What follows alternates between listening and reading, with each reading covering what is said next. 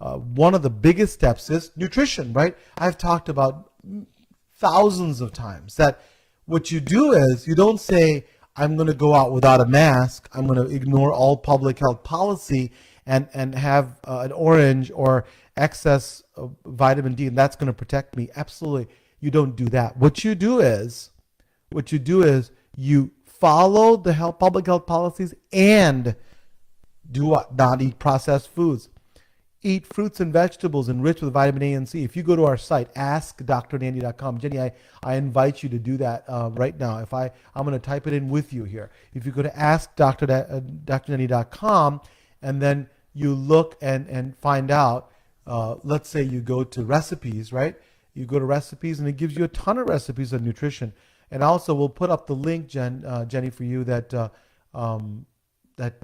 Jenny Skidmore, that you can go to and get the Superfoods Cookbook. We'll put that link right on for you, where nutrition is a key. Along with that, getting 6 to 8 hours of sleep, very important for your immune system.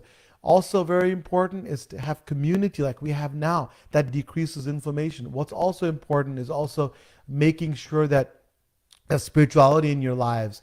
That'll help. Also movement, right? Go out there. And just because there are lockdowns in place or social distancing doesn't mean you can't move, right? You move with purpose. Like we're going to go out and have a bike ride, or we're going to play basketball. Hopefully my son doesn't beat me. He's only 8. So it's still time for me to dunk on him, right? And we're going to put the rim down so I dunk on him. So, it's all in good fun. But the idea is that there's so many other ways to be able to boost your health. Not just your immune system, but mark my words, that alone will not make the COVID-19 go away. We can't go out there and say we need herd immunity. What that means, just so you understand, that where people put that word out there, and I think Jen put that in there, Jenny Skidmore put that we need herd immunity. That means 60 to 70% of the population has to get the infection. Let's do the math.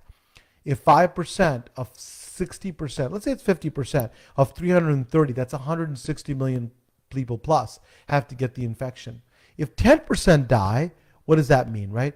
That means 16 million. If 5% of people die, right, that's 8 million. I'm not willing to have 8 million people die so we get herd immunity. Not acceptable. Just not acceptable, because I have spent my entire life fighting for the health of one person. You would not believe, Jenny, the kind of efforts we take to save one life. You would not believe that.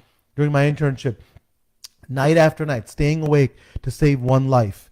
I'm not going to give up 8 million lives for conjecture. That's just not going to happen. It's not. It is not a plausible solution.